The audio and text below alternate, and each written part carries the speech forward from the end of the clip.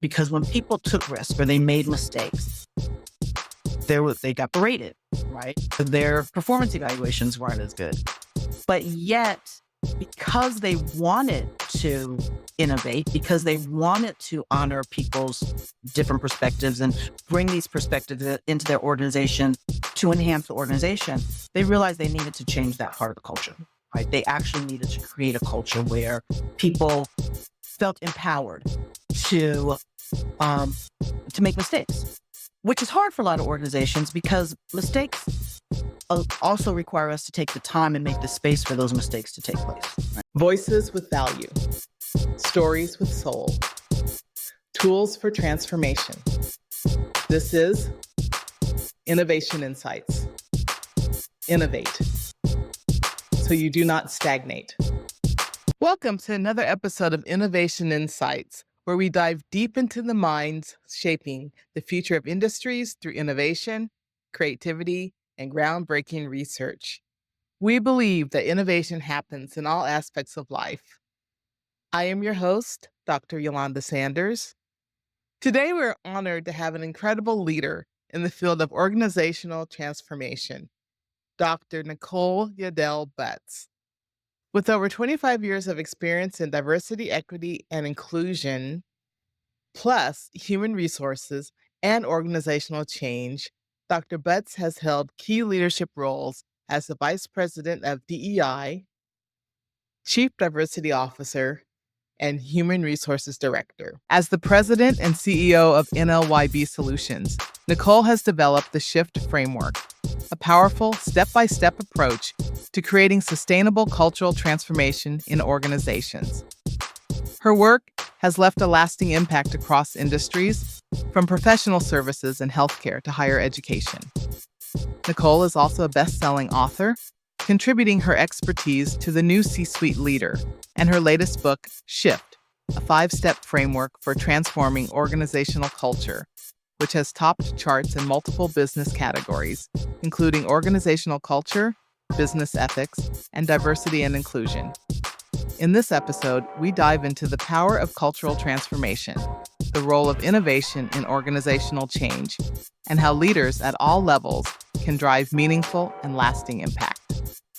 We will also explore large-scale innovations and small, everyday innovations that can reshape workplace culture.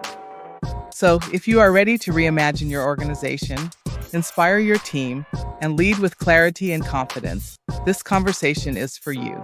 Nicole, welcome to the Innovation Insights podcast. I'm so happy to have you here. Happy to be here. Thank you. Well, and our paths, we figured out crossed years ago, I think probably during the pandemic, during some series of webinars helping everyone cope with the pandemic.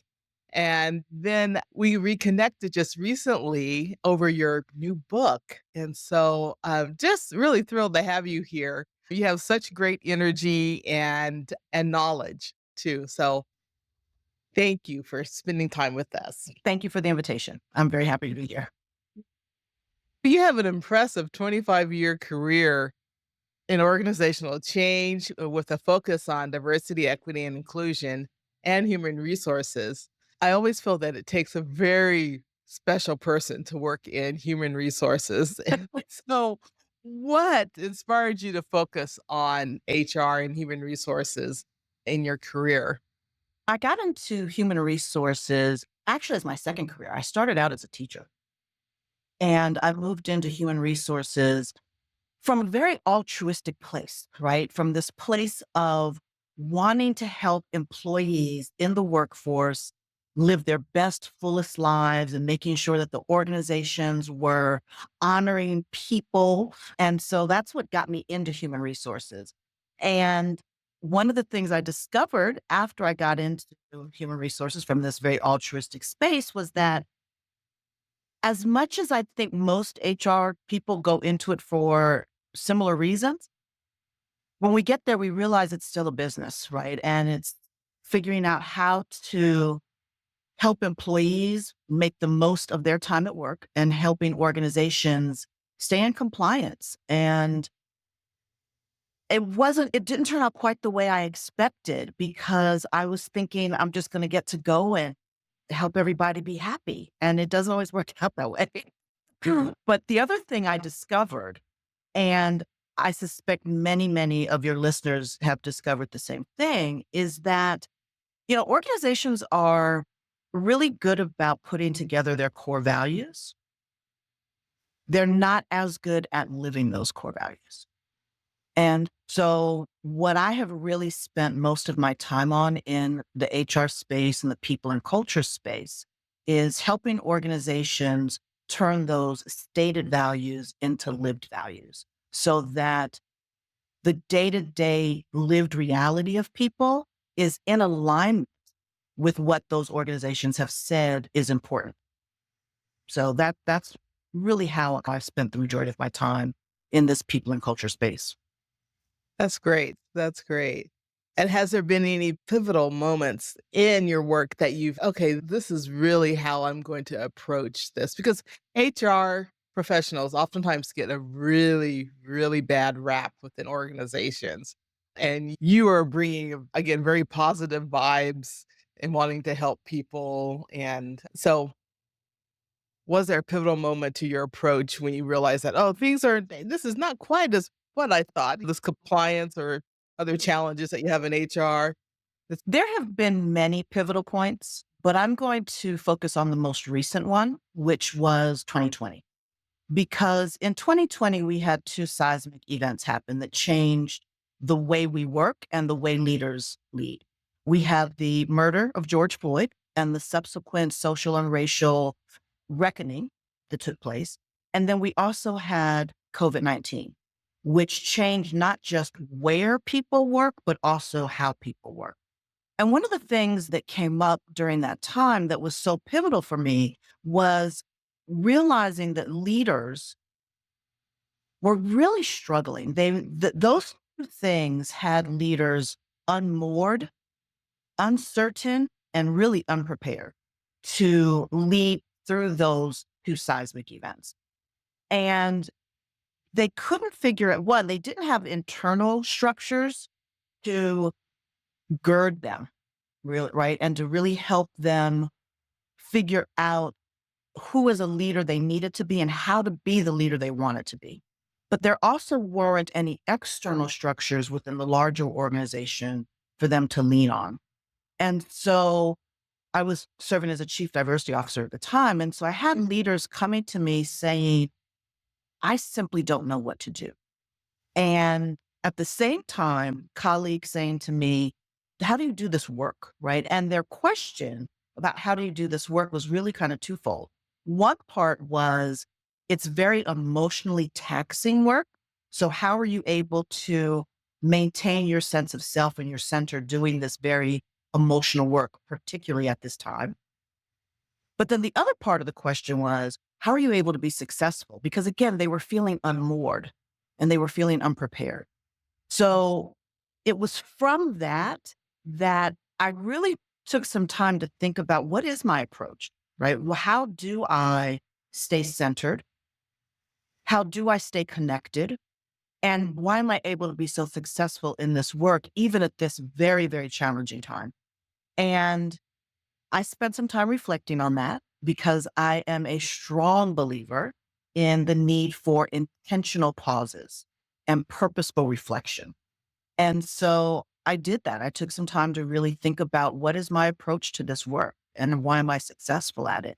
And it was during that intentional, purposeful reflection that the book was born because it allowed me to spend some time really unpacking and analyzing and mapping out my approach to how you turn those stated values into your actual lived values. And so that was the most recent pivotal point for me were those seismic shifts that happened in 2020. I love what you just said too about intentional reflection. Yeah.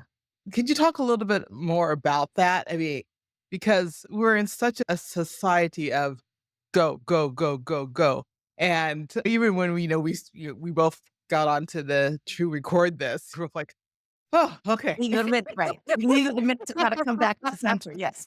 I know. No, you ask me, "How you doing?" I'm like, "I'm doing, Right. I'm Right. doing." And just we're bombarded with so much information and so many things, and then AI is just impacting the way we do everything.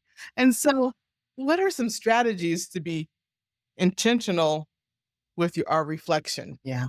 It's a great question. So, one of the things that I find happens very often is we're on autopilot, right? And we keep doing the things we've always done the same way we've always done them. And we don't stop to really think about our thought processes, our guiding principles, our motivations.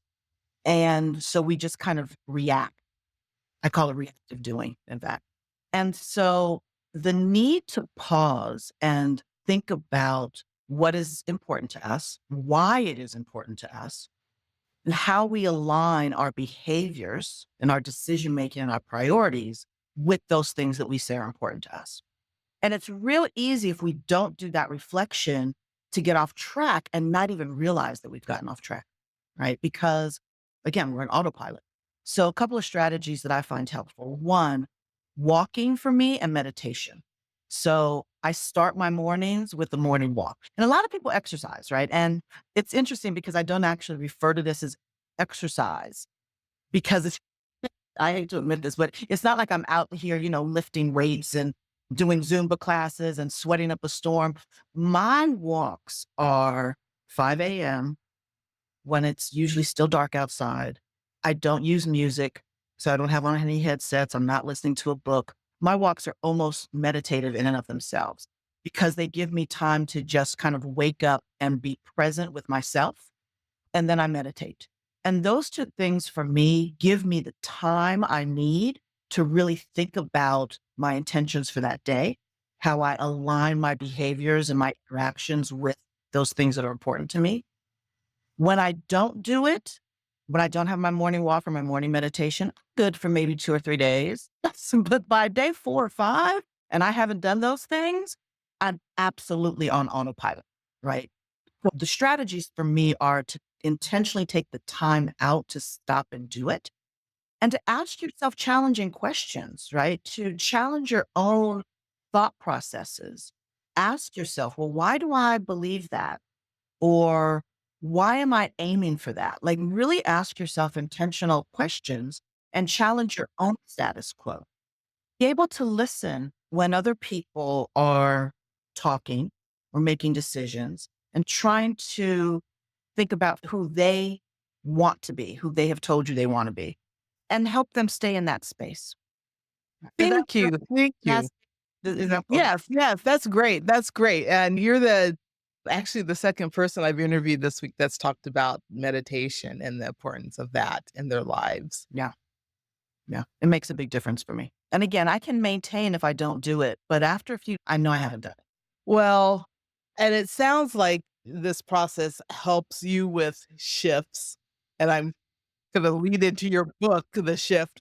And yeah, as we did our prep meeting, we talked about organizational shifts, but then I also know you're doing some work on some individual type shifts too. But let's start with your book. And what was you've alluded to it some, but really, what made you say, okay, let me just jump in here and develop this framework, the shift framework? Yeah. So I shared kind of where I was at that moment in time and working as a chief diversity officer and having a colleague, really multiple colleagues actually ask, how do you do this work? And truth be told, I had been using this approach in my own personal life and in my professional life with teams for decades. Never took the time to really analyze it and map it out so that others could use it. So I did take the time to sit down and really analyze, how do I do this work? What is my approach? And what are the philosophies behind it? What's some of the research behind it? And on research, I want to say this too, because it addresses this question. One of the things that I've noticed, and my dissertation research really showed this, is that one of the things that's happened for leaders in the last several years is that leaders have moved from being strategic to being more tactical with really a strong emphasis on day-to-day operations, quarterly results, and I'll say putting out fires. So whereas leaders used to take time to, as a leadership team, talk about their why, not just the what, but the why they do the things they do and what they're trying to create from kind of a bigger picture. The focus has really shifted to the how, and it's become very tactical. And that's taken the time and the intentionality away from organizations understanding why they exist, who they're trying to serve, the way in which they want to serve them, the way in which they want their organizations to exist and to feel for people. And I think that's been unfortunate. And one of the things that I was able to do in the book was really talk about what, as leaders, where you need to start as leaders to determine why your organization exists. Not from the standpoint of just, well, we create widgets, right? But why is that important for the world? Why are you there? And how do you want to function in that space? Not just how much money are you trying to earn or how many employees do you need to have, but what do you want your employees to feel? How do you want your employees to interact and engage with one another? How do you want them to interact and engage with their clients? So this framework allowed me to work through all of those things. So I did. I unpacked the approach I had been using, looked at the philosophy, looked at the research behind it, and was able to put together, I think, a very detailed roadmap for leaders to use to figure out how to shift their culture from where it may be, and oftentimes haphazardly and unintentionally where it is, to where they intentionally want it to be. Because here's the interesting thing about organizational culture. If it exists, right? Whether you intended to create something or not, organizational cultures exist. They're typically haphazard. They're typically things that just came up. But what's interesting about that too is as the leader and leaders, you've created that culture. Whether you meant to create it or not, it's the culture that you've created. What I'm asking leaders to do is take a step back and to pause and reflect on the culture they want to create, and then take the steps to transform what has organically been created to what they intentionally want to create. And that's where the book came from. Now, was this book based on your dissertation research too? Good question. It wasn't based on it, but there was a lot of information that I gathered during that dissertation process that wound up going into this book. So one of the things, so my dissertation specifically was on the role of leaders in creating organizational DEI, right? So I looked at the emotional intelligence, I looked at the skills and knowledge that's needed to actually create DEI. But in my research, one of the things that really showed through was the importance of the executive leadership team in creating those spaces. Yeah. Again, oftentimes things kind of come up organically. So it's one thing when a lot of your DEI work is kind of grassroots and your employees are asking for things, as opposed to the leader saying, here's why this is important to us, what is important, why it is important, and aligning behaviors to those things that they say are important to them.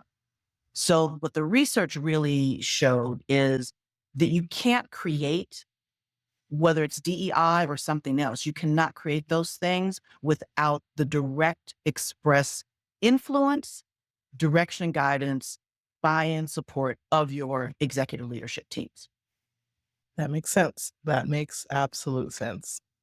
I really appreciate you talking a little bit about your dissertation, and as someone that's still in academia and have doctoral students, and it's always nice to have examples of how you can take a portion of your dissertation, Yeah.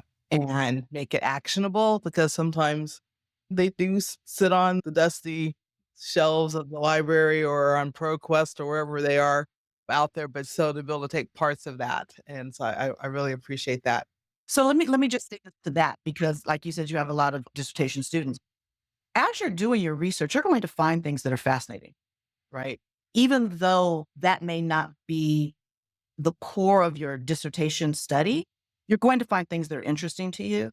Go back and revisit those things later when you finish your dissertation, when you finish school. Go back and look at those things. And there, there are going to be a lot of things that come up that you can drill down into more deeply and create systems around or articles, books. So, yeah, don't just put it on the shelf. Go back and think about the things that excited you as you were going through your research process and revisit them. Thank you. That's such excellent advice and such a way to innovate from your dissertation. So I love it. So, could you give us those 5 steps of the shift? How do we put those into practice? Yeah. So, SHIFT is an acronym, and each of the letters stands for a step in the process. So, the first step in the process is S, set your North Star. Setting your North Star is about identifying again what is important to you, why it is important to you, and the things that get in the way into that. There's always something that gets in the way of us living into the things that we say are important to us. And what we don't often do is take the time to figure out what are those things that are my barriers. So S is about let's define your North Star. Where are you trying to go? It's not where you are today, but it's where you want to be. So that's the first letter. H is for here, determining where I am right now in relation to that North Star. So the H is kind of like you're at an amusement park and there's a map and there's that great big X on the map that says you are here, but you want to go over there.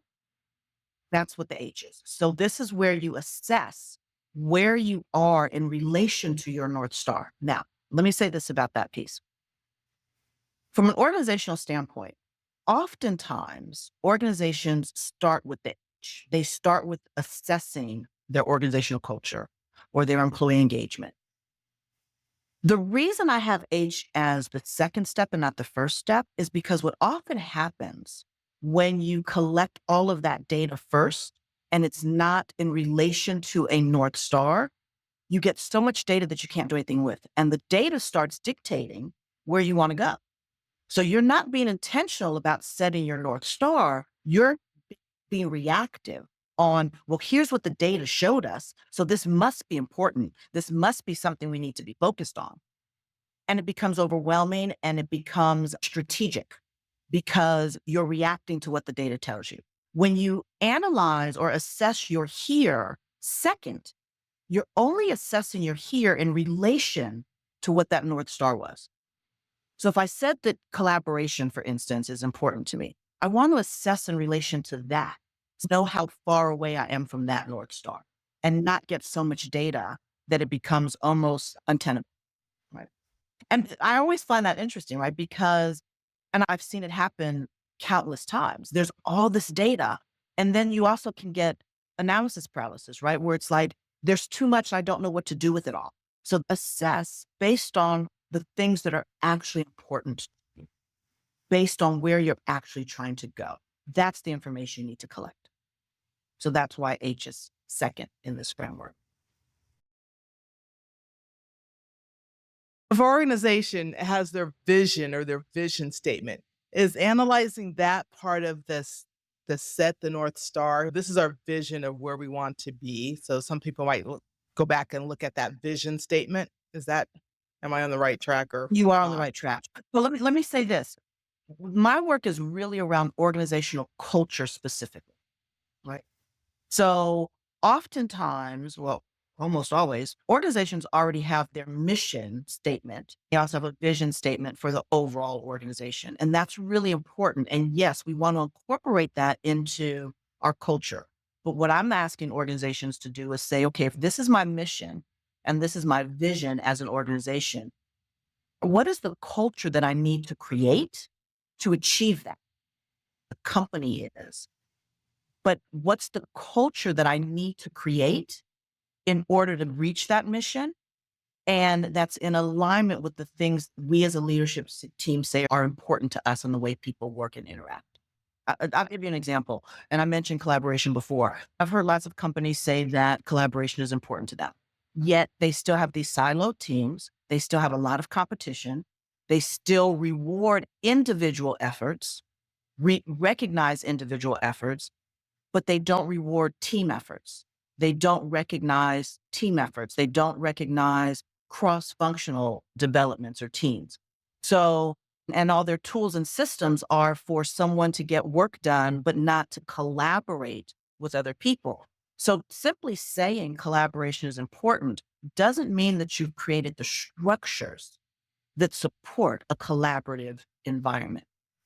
So if that's something that is important to you to meet your organizational mission, we need to go back now and figure out what are the structures that I need to put in place, the systems, the tools, the interactions, the rewards that I need to put in place to make sure that collaboration really is a day-to-day reality within our organization. That's why I said, too, we have to look at the things that get in the way. So if one of the things that gets in the way of collaboration is, well, we only get bonuses based on individual performance reviews, that's going to be a barrier to collaboration. So yes, you want to look at your vision, but you want to establish those values, those behaviors that you want within your organization to help you achieve that organizational mission. Does that make sense? Yeah, absolutely. Absolutely. So I That's don't work with companies on their business strategy, right? I work with companies on their culture strategy. cool. That's good. That's good. Do you find I know we still have 3 more letters to go. But I have another I have a I have another quick question. Do you find that companies are willing to work on their cultural structure? I mean, I find that companies don't automatically know that they need to work on their culture. And once they realize, and they realize this in a lot of different ways. Sometimes they realize it because their employees are telling them. Sometimes they realize it because they know that they're out of alignment with it.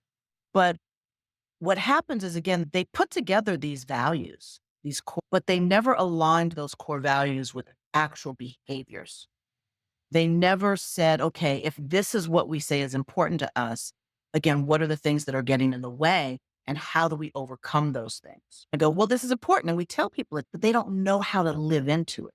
Once leaders and employees usually know, right? Employees are the ones who we say we respect each other, but that's really not what happens. Once start to see and understand either from their employees or from personal experience that those words are just words, but they're not actions, it's when they start to realize, okay, we have some on our culture. We haven't created what we said we were going to create. yeah. Okay. That makes sense. Okay, so what is the I? So I stands for illustrate your path forward. So what we've done so far, we've set our North Star. We've said, this is where I'm trying to go. We assessed and we said, but this is where I am in relation to that. So I now know the distance between these two things. So I is for illustrate the path forward. How do I close the gap? And this is where you start putting together your programming, your initiatives. And I'm using those words on purpose, and I'm going to come back to them when we get to F. This is when you start putting together the steps that you need to take to close the gap. What are the knowledge and skills and abilities that we need to cultivate within the organization? What are the tools that we need to put in place? How are we going to measure success? How do we define success? How do we measure for success? So this is where you start figuring out what are the exact specific steps, goals, objectives we need to develop and implement to close the gap between those two things. And then we have F. F is for forge ahead. Now, I said earlier that companies often, they assess before they set their North Star. There's another thing that companies often do. They often start doing stuff without knowing why they're doing it. They put together programs, they put together initiatives because they think they're supposed to be doing something. But you know what I'm saying, right? If you don't know where you're going, any road will get you there. That's what happens with Forge Ahead, right? People just start doing things, but they haven't determined why they're doing them, where they're trying to go with them, where it's trying to get them, how they measure for it. And so the F is, now that I know where I'm trying to go, Now that I know where I am in relation to that, and now that I've put together the strategies to close the gap, did I lose you? My computer just no, my computer went black and it probably went black as I mentioned a while ago. Uh, now we can actually start doing the work, which we put together in I, because in I, we figured out exactly what am I going to do to close the. Now I can start doing the work. But if I start doing the work before I know those other three pieces, I'm just doing busy work, right? And we've all been in those spaces where we have something that we have to get done. We have to get it done right away. Well, why am I doing this? I don't know. The VP just said we need to do it. Right? We get stuck in that busy work. And so when it comes to culture, you really want to figure out, again, what is it you're trying to achieve and how do you achieve before you start? So that's the That's great. right. So the I is illustrating the path. That's where you actually figure out what exactly needs to happen. And F is the implementation of that. I like it. The T is for take a look around. Right. And so anytime you take a journey, and let's be clear, this work is a journey. This is not something that happens overnight, in a week, in a month. This is a journey. And so whenever you take a journey, when you think you've arrived, you want to just kind of take a look around and like, okay, I got here. I made it. Is it what I thought it was going to be? Do I really want to be here? Right? Is there somewhere else I want to go next? So the T is when you really reflect on, one, have I gotten to my North Star? Is it what I expected? What did I learn along the way? What else do I need to go back and grab hold of and bring along with me? And we have the opportunity to say, okay, this is great. I have achieved this. Can I expand on this? Can I make this bigger, broader? Or where do I want to go next? Now that I've gotten this done, what's the next thing I want to achieve? So that's what you achieve. I like it. Do you find that many companies move from or just jump in at H and then they jump over to F? Absolutely. Sorry. Hey, It wasn't going to be a cuss word. I promise it wasn't going to be a cuss word. But absolutely. Yes, they do. And I'm sorry. See, we said we're just on clock and that's what comes up. I'm sorry. You might need to edit that part out.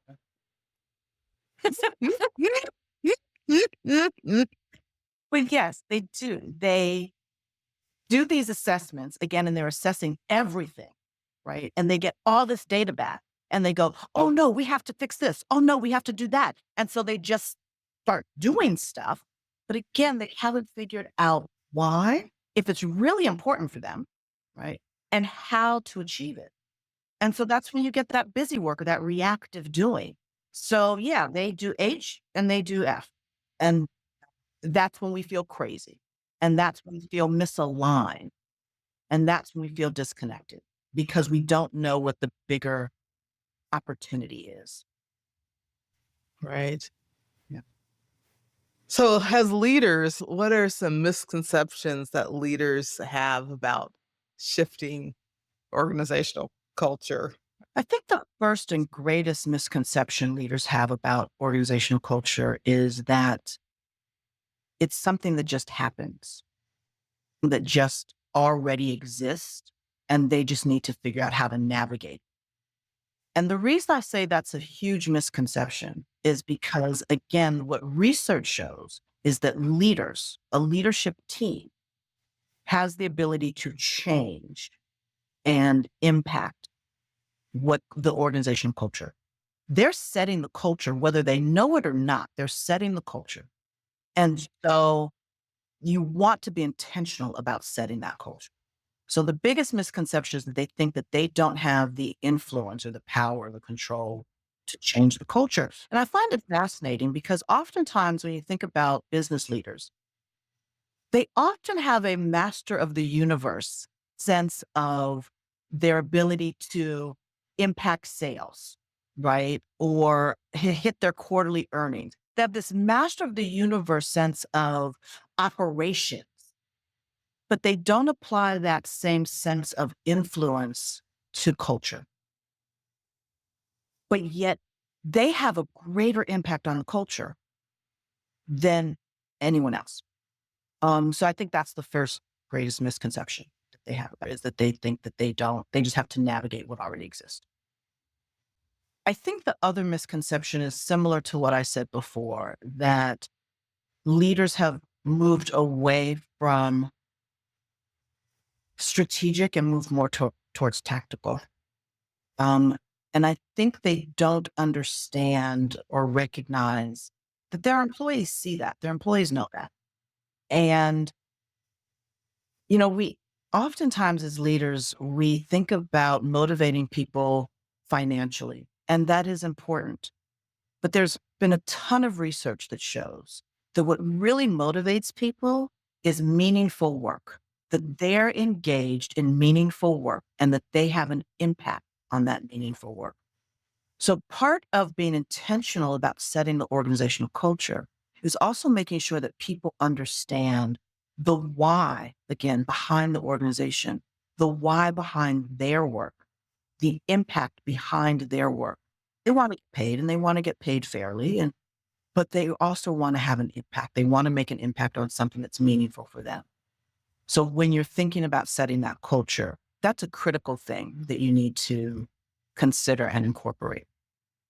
So, do you feel this shift from strategic to tactical happened during the pandemic, or was it before then, or when did? It started happening long before then, but I think it really got solidified during the pandemic because it changed the entire way that we work, right? So all of a sudden we had to fix this problem. It's so fascinating too, because, employees had for years for flexibility in work and the ability to work remote.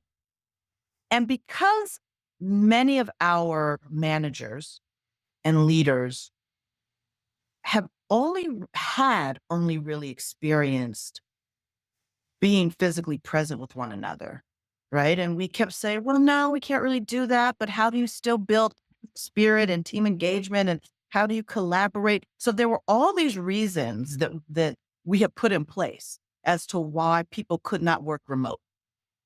And then we had to change overnight. We had to change that overnight. And so any strategic thinking, conversations, dialogues that we had been having turned very quickly to tactical.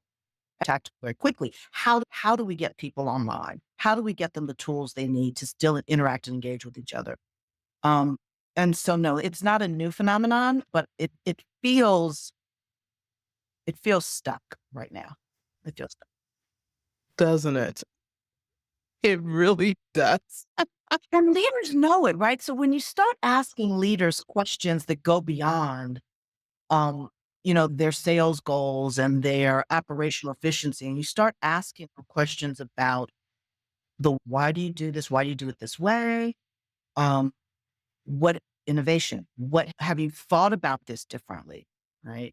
When it comes to things like AI and other kinds of technologies, they're like, yeah, of course we have. But when it comes to, again, this idea of culture, they haven't thought about it.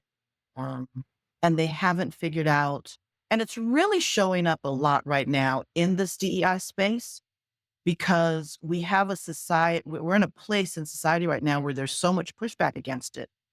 And leaders who have said they believe in it, many of them are finding themselves in a place where, yeah, I believe in it, but I don't remember why. I don't know how. So they're backing away and they're turning away from this work that they have said has been important. And I don't think they're turning away because they don't think it's important.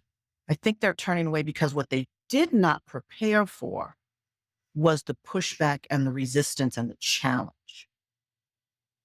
And anytime we have set our North Star, anytime we have said, this is what I'm trying to achieve, we have to recognize that there are going to be barriers to that, no matter what it is. There are going to be barriers.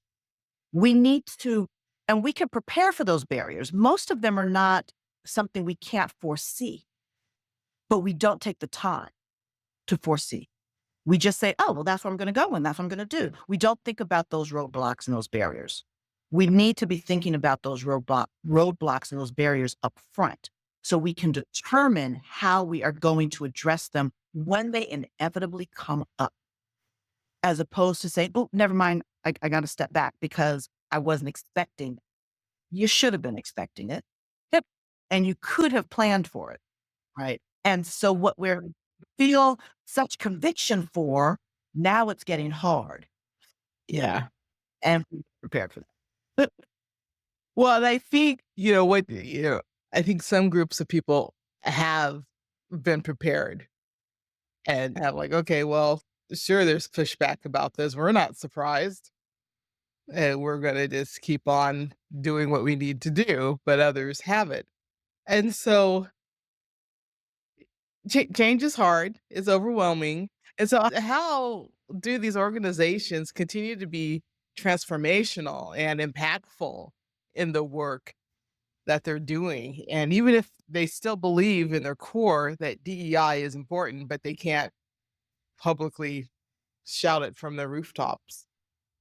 It's a good question. And, one of the things that I find interesting, in a place where I feel as though some of our DEI work has almost in a sense set itself up for this moment, is we talk about it as a thing, right? We talk about it as something separate. And it's never been something separate. And it shouldn't be something separate. And that's why my focus is on organizational culture. How do you create cultures where people can thrive? How do you create cultures where people do feel as though their ideas are not just welcomed, but enabled? How do you enable people sharing their ideas? How do you show that you value those ideas? So this isn't about a separate program or a separate initiative. It's not even about a separate office. When you think about DEI, it is the way in which your organization simply functions. It is the culture, it is the goals and the behaviors and the values and the belief system that are embedded in your organization that support your organization achieving its goal and support the people in that organization. It's not something separate.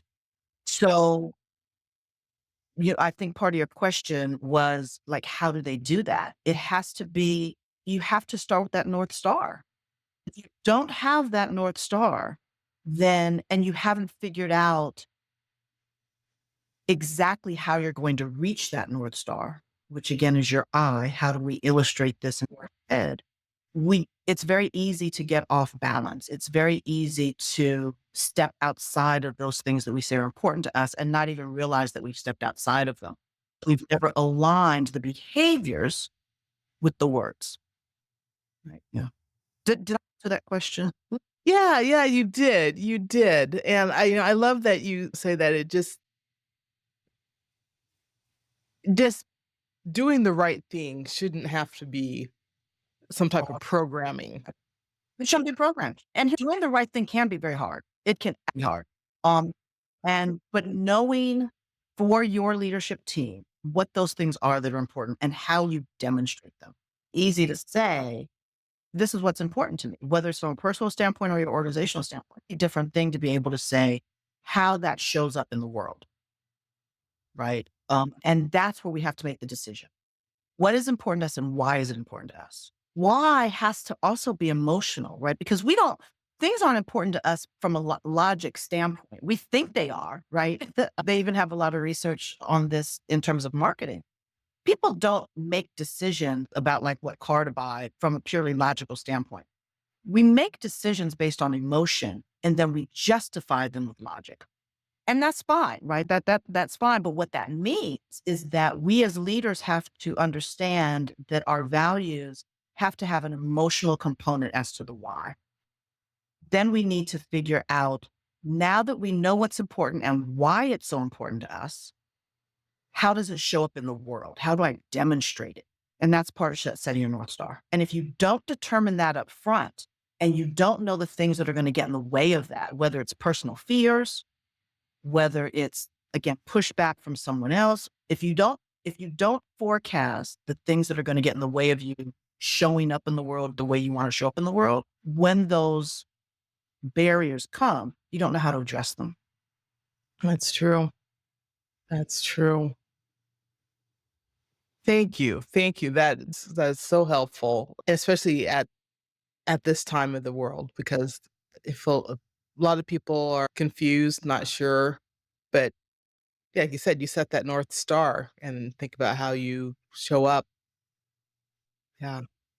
And so we've talked a little bit about innovation, and I'd like to get your take on kind of large scale innovation versus small scale innovation, especially within workplace culture. Yeah, yeah. So I think I shared, well, I didn't share this. So small scale innovation versus large scale innovation. In an earlier book, I contributed a chapter to an earlier book called The New C Suite Civil Leadership in Action. And what I talked about was a small scale innovation, really, which is how do you welcome, enable, and value employee ideas so that that's part of creating an inclusive space, right? That's just one thing you can do to try and create an inclusive space. And a small scale innovation that I shared is I was working with an organization where this idea of risk taking and making mistakes, they said was important, but it was not valued at all, right? Because when people took risk or they made mistakes, they got berated, right? Their performance evaluations weren't as good. But yet, because they wanted to innovate, because they wanted to honor people's different perspectives and bring these perspectives into their organization to enhance the organization, they realized they needed to change that part of the culture, right? They actually needed to create a culture where people felt empowered to um, to make mistakes, which is hard for a lot of organizations because mistakes also require us to take the time and make the space for those mistakes to take place, right? And sometimes they cost money. And sometimes it costs money, right? But they wanted to create this space. So a small scale innovation that we did was to create an electronic or digital failure wall where I had the leaders go in to this failure wall and say some of the mistakes they made, what they learned from those mistakes, and what the outcomes were, right? So let's talk about the mistake because we've all made mistakes, right? And what happens if we don't talk about our mistakes, we pretend that we haven't. And then when someone else makes a mistake, they feel bad because they think no one else has done. I asked the leaders to go in and start talking about the mistakes. And I don't mean mistakes they made 20 years ago. I mean mistakes they made last week, right? So go in and when you make a mistake, put it in the failure wall. What was the mistake? What did you learn from that mistake? Right. And then invited other employees after they started to see that the leaders were doing this, invited other employees to also start doing the same thing. So people would go in. And what was happening too is people were able to post along with that failure and say, oh, I had a similar experience. Here's what mine looks like. So now we had this space that was open to the company where people could put in their failures and the things they learned from the failures. And also have people share, well, here's something you could also think about, right? What we found with that small scale innovation was a year and a half later, this was no longer just something that was being done on this electronic failure wall. People were in meetings and they were talking about the mistakes that they made. And they were giving one another feedback and providing one another with alternative ways to approach it. They were telling each other what they learned from it. So you went from a space where people couldn't make mistakes to where mistakes were now something that was a part of the ongoing conversation.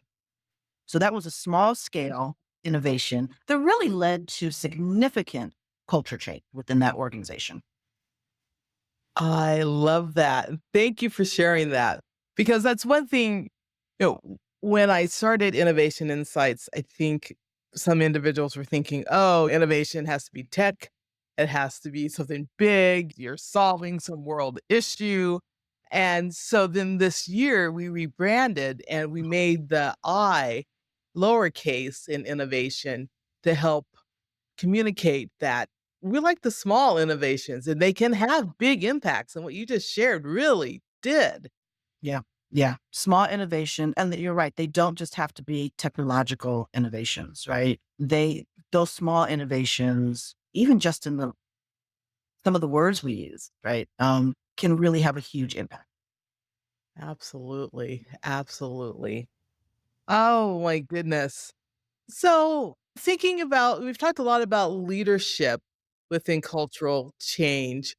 What can members of an organization do to help impact cultural change to Great question. And so for the book, my primary audience for the book is executives. However, I really want people, and I put this in the book, to think about their immediate sphere of influence, right? So you may be a manager of one person.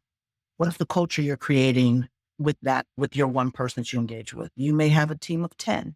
You may have a division or a function. Whatever is your sphere of influence, you have the ability to create the culture that you want to create within that sphere of influence. And as an employee, even if you don't have a leadership title per se, or a direct leadership role where like maybe you're leading other people, you still have the ability to impact culture by asking some questions. So you can begin to ask questions of your leaders, of your team. Why is this the way we're choosing to do this? Not from a way of trying to say we shouldn't be doing it this way, but let's talk about that. Let's talk about why this is our approach, right? Is this decision in alignment with something else, right? So if there's a value that we hold as an organization, and we're making a decision that you're not sure is in alignment, or you want to make sure is in alignment, ask the question, is this decision in alignment with our values, right? How do we make sure that we're making this decision in such a way that it's in alignment? Have we thought about the things that might get in the way? So there are a lot of questions that you as a member can ask that will begin to challenge the way people are thinking and broaden the way that they're thinking so that you can impact that culture. Thank you. Thank you. That's great advice. And it also made me think about when you said your sphere of influence, personal branding. And that's something that we talk a lot about at Innovation Insights too, is branding, telling your story. So are there aspects of your work, your background, your expertise, the shift that could be used in helping define one's personal brand, do you think? Ooh, great question. Absolutely. Absolutely. I'm smiling because you're making me think about the different ways in which this framework can be used. And so, yeah, when you think about your personal branding, I do think it still starts with your North Star, right? Like, who is it that I want to be and how do I want to show up in this space? And if this is the way I want to show up in this space, how do I put language around that? Right? Because we're positionality, right? Like, how do you position yourself? Your North Star should still dictate that brand. Here are the kinds of things that are important to me. Here are the things I'm working on. Here are the people I'm working with. Here's the way I want to show up in that space for those folks. And those kinds of questions are really the foundation for your brand. And then again, okay, if that's who I'm saying I want to be, and that's the way I want to show up in the world, how am I showing up in the world right now? Right. Is it in alignment with that? How can I get it in alignment? So that's still your S, setting your North Star, your H, where am I in relation to that? And then how goes the gap between how I want to show up and how I am showing up? Yeah.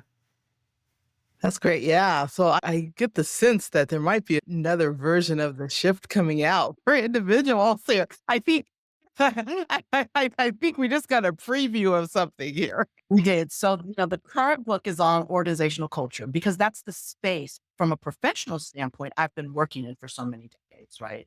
Is that people and culture and organizational change. That's why that was the audience and the venue, so to speak, for the first book, that organizational culture. But the second one really is on your personal transformations, right? I'll be real honest. I read a book a number of years ago that I loved by an author named Dolly Chuk. She's at New York University. And the book is The Person You Mean to Be. And I love the book because one, it's very conversational, right? And it's very personal. But she does say, there are people who we want to be or that we mean to be. But a lot of times we fall out of alignment with. So what Shift does is it says, okay, so if I know who it is I'm trying to be, who I want to be, one, I need to know why that's important. And then how do I actually become that person? And so the second book is really on that personal transformation. Here's who I say I want to be in the world. Here's where I am in the world. How do I close that gap? Excellent. Well, we will have to have you back when the second book releases. Yeah, please do. Oh, well, you've given such great advice throughout this interview. So thank you.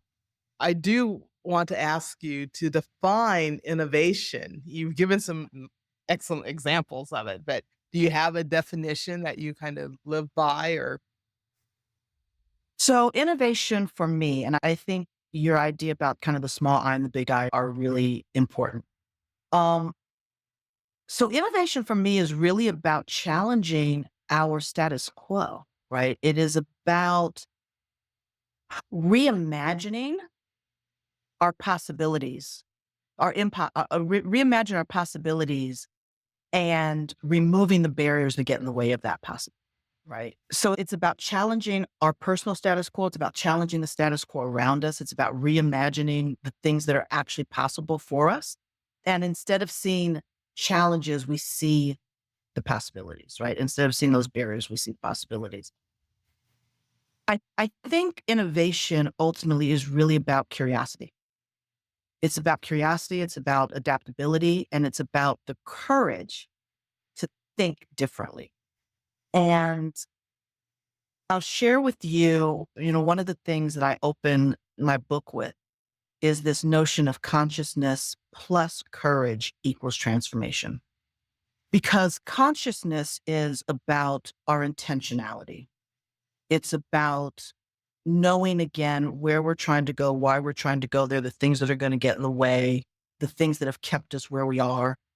If we have consciousness, and we are clear about where we're trying to go, and we couple that with courage, the ability to take the steps and the actions needed, we can get transformation. One or the other alone isn't going to get us there, right? Because consciousness it causes anxiety, right? It causes almost defensiveness because what happens is we know what's right, but we don't have the courage to take the steps. Courage without consciousness is recklessness, right? It's like I just took action, right? That's when you get fools rushing in, right? Because I got all the courage in the world, but I don't have the clarity. So you need both of those things. So for me, consciousness sets the journey, courage ensures the journey. And with those two things, you can get to transformation. So for me, that's what innovation is really about. It's about having the clarity and the courage to see new possibilities, um, to change the limitations of what we think our possibilities are, right? And to remove those barriers. That's what innovation is to me. I love that definition. I love that you're, really grounding it in courage because it does take courage because you might fail and that's okay. That's okay. So much when we fail. Absolutely. And we have to be willing to learn those lessons in that, right? And anticipate. Yeah, we're gonna fail sometimes. We're gonna fail. We may fail more often than we succeed, right? What am I going to learn in that failure? So that's why for me it's those two qualities, both the consciousness, the clarity, and the courage together that gets us to that innovation. Well, it makes me wonder too, do we need a different word from failure? I mean, maybe failure is the bad F word that we need to get rid of. And Yeah. Yeah, no, that's a really good point. And I think that's a good point. Like, do we need a new word or do we need to destigmatize the word failure, right? It was an attempt. It was a try. It learned from that effort. So that's a good point. I think we need to work on that. Do we need a new word or do we just need to take it back? Do we just need to take it back and reclaim it or repurpose it? yeah, yeah, that could be. But yeah, because there's a lot that comes with that F word failure. Woo. Absolutely. And we feel like, and what happens too, we try something and it doesn't work. We'll say it failed. But what happens is we then internalize that and we become a failure. It's not that effort didn't work out the way I expected it to. It's that I internalized it and I'm now a failure. Yeah. Or you're labeled that by people. Yeah. I was like, wow. Oh, well, just big thank you for being here. This has just been delightful. And I think I'm doing this podcast so I can just learn and learn and learn from brilliant people like you. So, Dr. Nicole Yeldell Butts, thank you for sharing your expertise and your positivity and the shift. I mean, just a great framework. And as we talk today, I think we realize other uses for it. And it's gonna be fun to see what you come up with, because I think you're gonna be like, "Okay, we can apply this to this situation or this group of people." And that's what a really great framework is, that it can be substantive across many, many areas. Great point. Thank you for that. I needed to hear that. Thank you. Okay. Nicole, what is the best way for people to get a hold of you and get in touch with you? Great. So the best way for people to get in touch with me is from my website, and it's simply www.nicolebutts.com. NICOLEBUTTS.com. There's also my LinkedIn webpage, so you can look for Nicole Butts there. Yeah, so I think those are the two best ways. And when you're on my website, you can connect with me, send me an email, and we can talk. We can chat. Wonderful. And we'll make sure that all of this information is available in the show notes too. Thank you. So, to our guests, thank you for being here. I want you to think about your biggest takeaways from this episode and share your thoughts about that on social media or with us. If you enjoyed this episode, please subscribe and comment on the podcast. That will help us continue to bring impactful conversations like this to you. Stay connected with us also on all of our social media platforms, or visit our website. And as we sign out, as I always say, keep innovating, keep dreaming, and keep making a difference.